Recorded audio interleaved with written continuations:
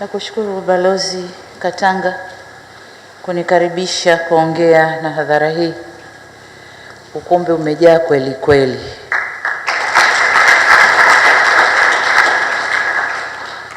Kwanza nianze na kutambua uwepo waliopo.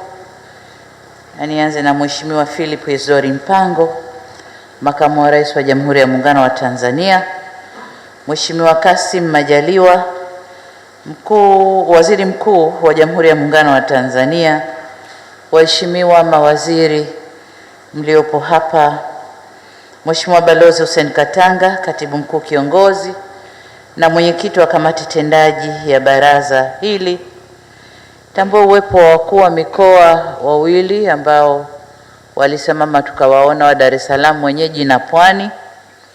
Lakini pia nitambue uwepo wa Bibi Angelina Ngalula ambaye ni mwenyekiti wa taasisi ya sekta binafsi. Nakushukuru sana.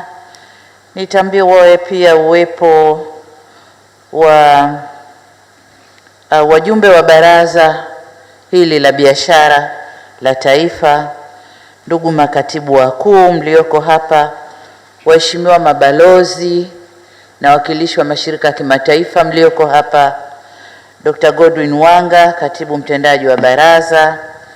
Kuna wawekezaji ambao wamealikwa kuwepo hapa, hawapo kundi lolote, kama wapo naomba wasimame tuwaone. Wawekezaji wakubwa kwenye sekta tofauti ambao si wajumbe wa baraza hili, labda lugha inawapiga chenga, wana consult. Okay, hao hapo, tunawashukuru sana. Lakini pia wafanya biashara wakubwa ambao ni wajumbe na wadogo mliopo hapa, watendaji wa serikali, wawakilishi na wawakilishi wa wafanya biashara, wageni wengine waalikwa, mabibi na mabwana, na wasalimu kwa jina la Jamhuri ya Muungano wa Tanzania. Lakini baada ya salamu hizo, nitumie fursa hii kumshukuru Mungu kwa kutujalia afya na usalama na kutimiza jambo letu leo hili, na Mungu ajalie tulimalize kwa vizuri, kwa sababu naona hata mwanzo umekuwa mzuri. Nimekuja kidogo, mabega yalikuwa yamejaa tension, nasema leo sekta binafsi huko kutachemka, lakini baada ya mwenyekiti kumaliza hotuba yake tension yote imeshuka. Nikasema sasa tutakwenda vizuri sana. Ndugu zangu, baada ya shukrani kwa Mwenyezi Mungu, niwashukuru wajumbe wote wa Baraza la Taifa la Biashara kwa kuhudhuria mkutano huu wa 12 wa baraza hili. Napenda pia kuwashukuru wawakilishi wa wafanyabiashara kutoka mikoa ambayo wanashiriki mkutano huu. Kama mnavyofahamu, baraza hili lina wajumbe 50 ambapo 25 wanatoka sekta ya umma na 25 wanatoka sekta binafsi. Hata hivyo, kwa lengo la kupanua wigo wa majadiliano, tumeamua kualika wawakilishi wa wafanyabiashara kutoka kwenye mikoa lakini na sehemu mbalimbali, kama wale wawekezaji niliowasimamisha ambao umewaona.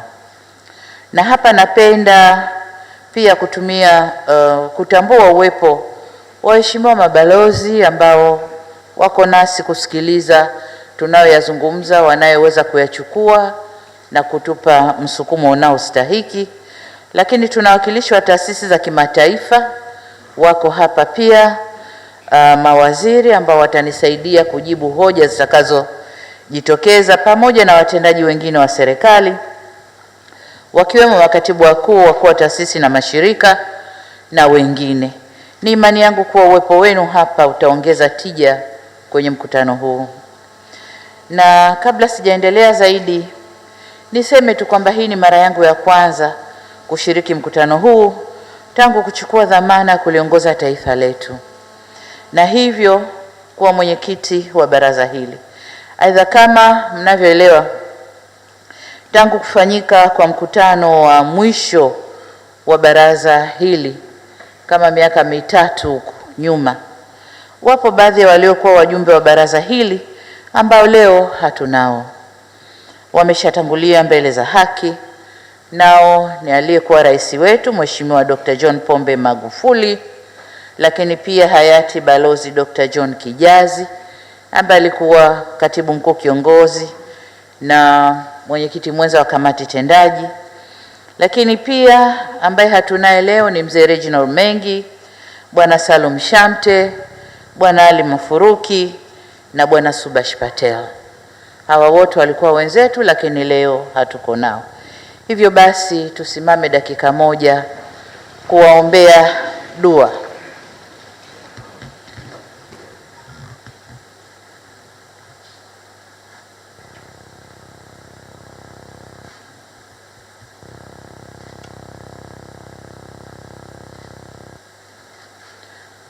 Mwenyezi Mungu Rahimu azipumzishe roho zao mahali pema peponi. Amen.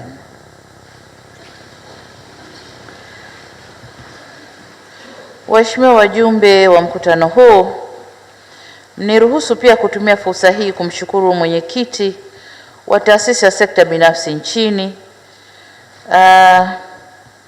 kwa salamu zake za pongezi kwa serikali yetu kwa yale yote ambayo amesema tumeanza kuyashughulikia. Aidha, namshukuru kwa ahadi yake kwamba sekta binafsi nchini ipo tayari kufanya kazi kwa bidii, uaminifu na uadilifu kwa kushirikiana na serikali. Kwa niaba ya serikali nasema asanteni sana. Waheshimiwa wajumbe wa baraza, mabibi na mabwana, ni ukweli usiopingika kwa sekta binafsi ni mhimili mkubwa wa maendeleo katika nchi. Usemi mwingine tunasema ni injini ya kukuza uchumi. Na kwa hakika katika dunia ya leo hakuna taifa duniani linaloweza kujinasua bila kufanya kazi bega kwa bega na sekta binafsi.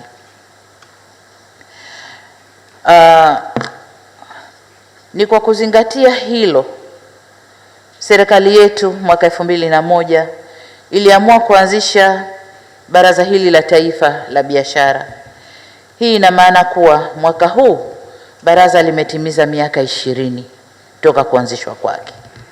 Lengo kuu la kuanzishwa baraza ilikuwa litumike kwa chombo ama jukwaa rasmi la majadiliano kati ya serikali na sekta binafsi ili kuwezesha kupatikana kwa muafaka ama uelewa wa pamoja kuhusu masuala muhimu yanayohusu maboresho ya sera, sheria, kanuni na taratibu za biashara na uwekezaji hapa nchini. Zaidi ya hapo, baraza hili lilianzishwa ili kuondoa hali ya kutoaminika au kutoaminiana kati ya serikali na sekta binafsi. Bila shaka mtakubaliana nami kuwa tangu kuanzishwa kwa baraza hili mafanikio mengi makubwa yamepatikana. Kwanza, baraza hili limekuwa chachu ya kujadili, kuboresha na kuanzisha sera, sheria, kanuni na taratibu za biashara na uwekezaji nchini. Na tumejionea leo mfano, kulikuwa na mambo kama 10 ambayo mwenyekiti ameyaeleza tuyaangalie kwenye sera, kwenye sheria, kwenye kanuni. Amesema tuyaangalie na ni ahadi yangu kwamba tutakwenda kuyaangalia kwa pamoja sisi na sekta binafsi. Ameelezea masuala kama vile kilimo, uwekezaji, mambo mengi ambayo ameyagusia tutakwenda kuyaangalia.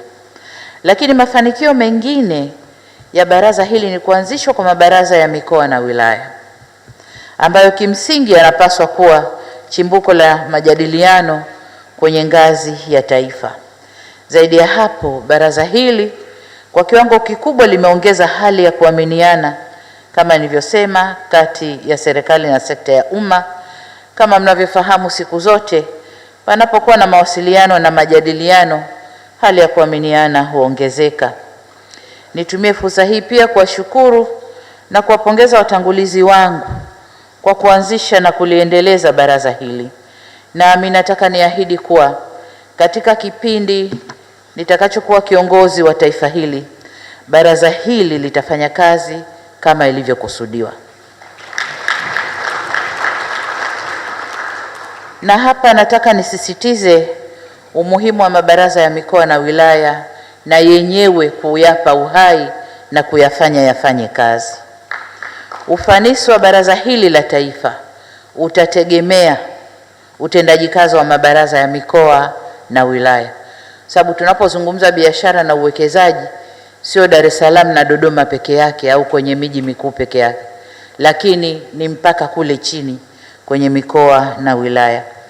Kwa hiyo nawaagiza wakuu wa mikoa na wilaya zote ambao ni wenye viti wa mabaraza ya mikoa na wilaya katika maeneo yao kushirikiana na sekta au secretariat ya baraza la taifa katika kuhakikisha mabaraza katika ngazi hiyo yanafanya kazi.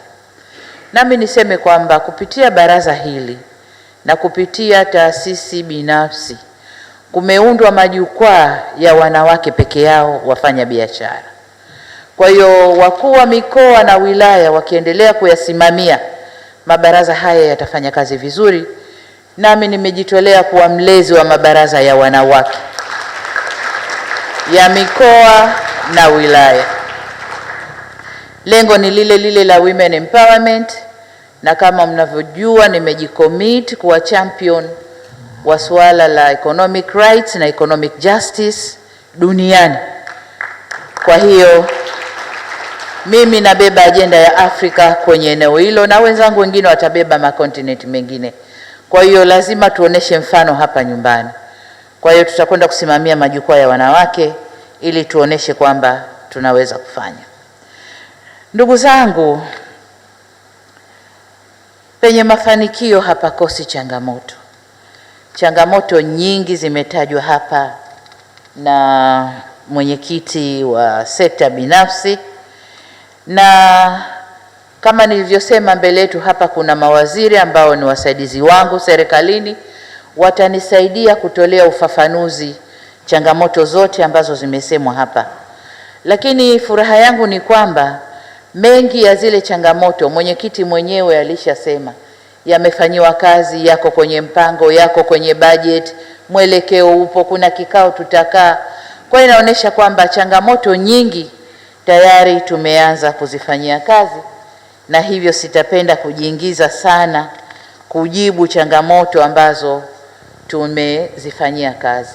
Lakini nikiri kwamba nilikutana na baraza au secretariat ya sekta binafsi na nilipokea mambo mengi wakati ule, na mengi niliagiza afanyiwe kazi.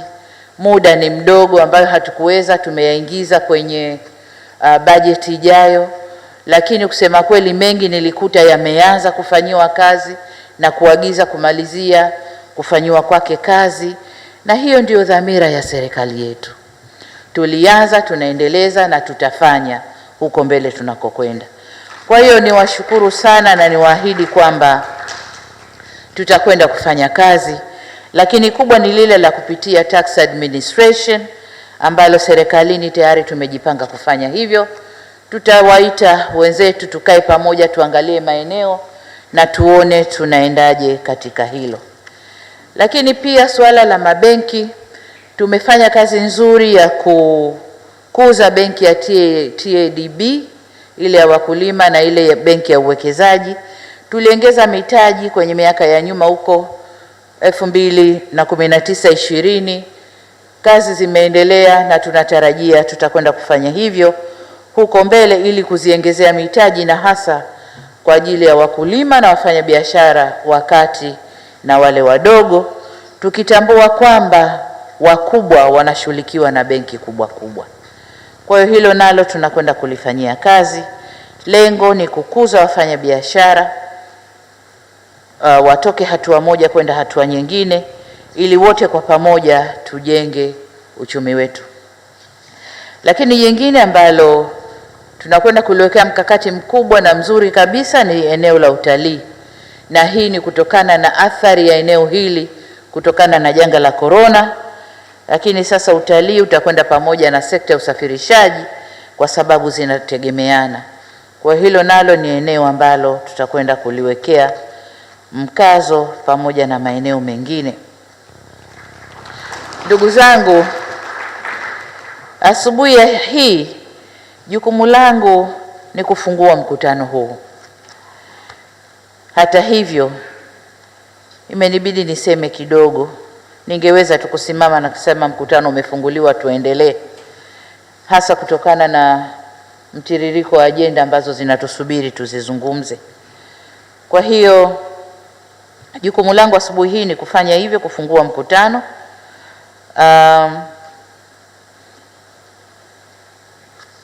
Na tumesikia mambo mengi ambayo mwenyekiti ameyaweka juu ya meza tuyashughulikie.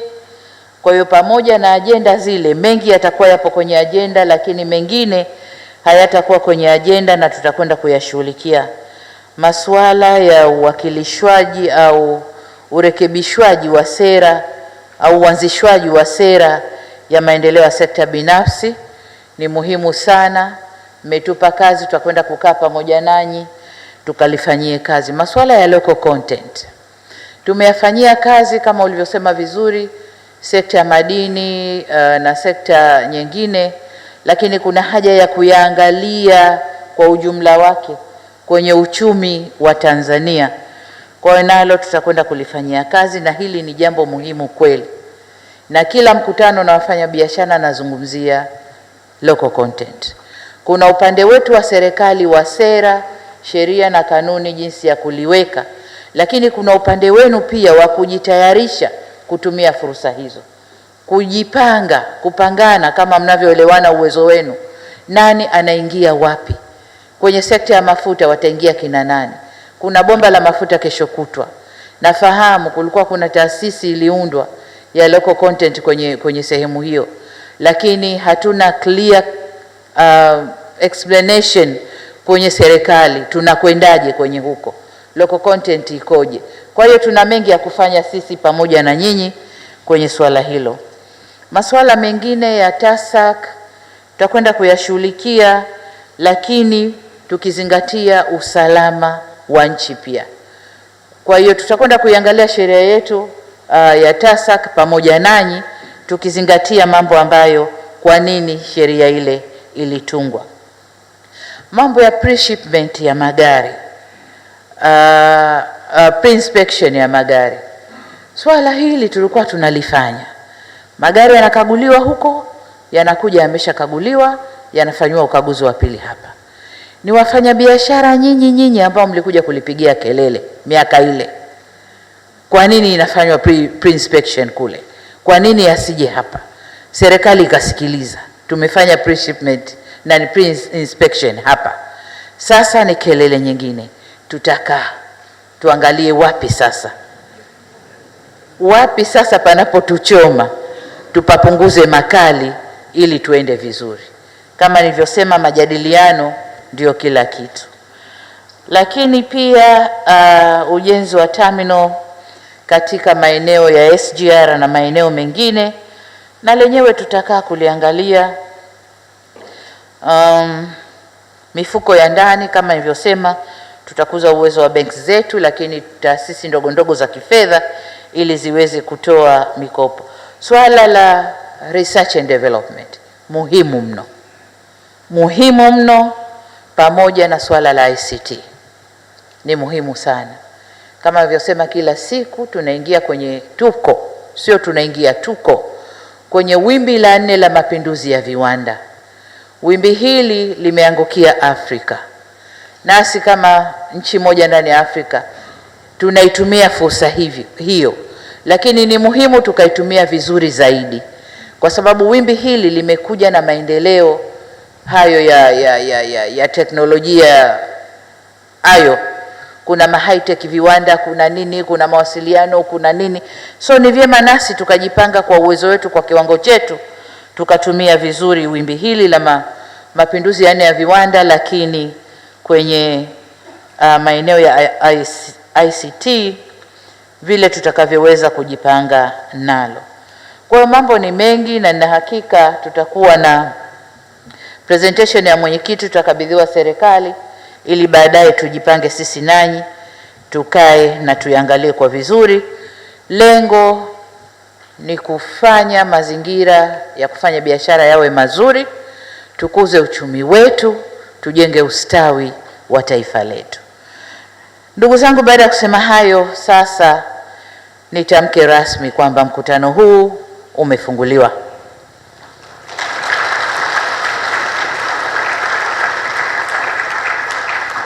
Na sasa niko tayari kwenda kukaa kama mwenyekiti na niweze kuendesha mkutano. Kuna kikitu nimeletewa hapa, nilikuwa sikukitizama. Moja katika mambo ambayo uliyasema ni bandari ya Bagamoyo. Naomba niwape taarifa njema kwamba tumeanza mazungumzo ya kufufua mradi wote ule wa Bagamoyo, pamoja na Mchuchuma na Liganga. Nilishatoa maelekezo, nadhani serikali, sekta husika zinaendelea na mazungumzo na wawekezaji wa Mchuchuma na Liganga kuona tatizo ni nini hasa. Serikali inaweza kujitoa mpaka wapi, mwekezaji ajitoe mpaka wapi, lakini ule mradi uende kufanya kazi. Na taarifa zilizoko duniani sasa ni kwamba chuma imepanda bei. Kwa hiyo ni wakati mzuri wa kuharakisha na kufanya huo mradi. Bagamoyo nayo tunakwenda kuanza mazungumzo na ile taasisi ambayo ilikuja kwa mradi huo, ili nao tuufungue tuende nao kwa faida ya taifa letu, lakini faida ya wawekezaji pia. Asanteni sana.